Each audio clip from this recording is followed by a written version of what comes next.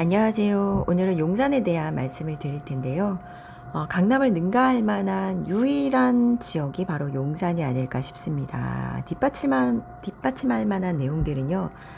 지난해 7월 오세훈 서울시장이 발표했던 정비창 부지 개발 계획들을 살펴보면 2006년, 2007년에 발표가 됐었던 용산 국제업무지구에 대한 얘기들이 다시금 나오고 있고, 또 비단 이 용산 개발에 대한 얘기가 2006년에 처음 나온 건 아닙니다.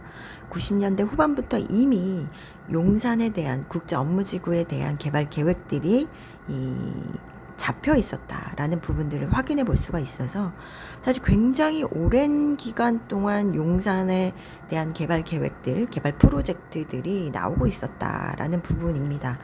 그래서 사실 지금이 용산 투자의 타이밍이다라는 얘기를 할 수 있는 이유가 바로 이 부분입니다. 새롭게 서울시장이 되면서 오세훈 서울시장은 용산 국제업무지구에 대한 부분들을 정비창 부지 개발 계획들로 다시금 차근차근 진행해 나가는 부분들이 있고요. 그리고 지난번에 어떤 그 실패를 반면 교사 삼아서 시행사 지정이라든지 이런 부분들을 민간과 공공이 함께 할 수 있는 이런 부분들로 앞으로 어떤 개발 계획들을 완성할 수 있을 만한 그런 대형 호재들로 일어나가고 있다라고 볼 수가 있습니다.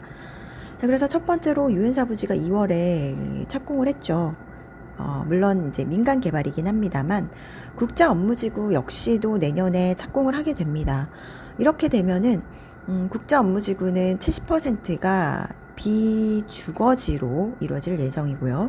30% 정도가 이제 주거지로 이루어질 건데 30%의 주거지를 보시게 되면 아마도 100억 클럽의 어떤 고가의 초고가 하이엔드 아파트들이지 않을까라고 예상해 볼 수가 있고, 또 이제 그 상업지라든지 이런 부분들의 용적률을 1500% 이상으로 허용을 하겠다라는 부분들도 나와 있습니다.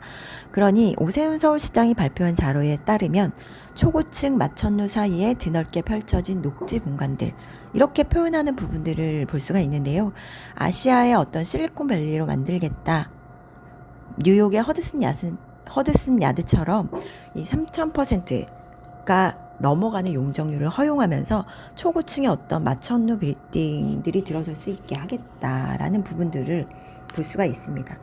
자, 이렇게 앞으로 용산의 미래 가치는 무궁무진하다고 볼 수가 있어서 착공을 앞둔 올해라면은 투자의 어떤 투자의 타이밍이 지금이 아닐까, 이렇게 좀 생각을 해볼 수가 있습니다.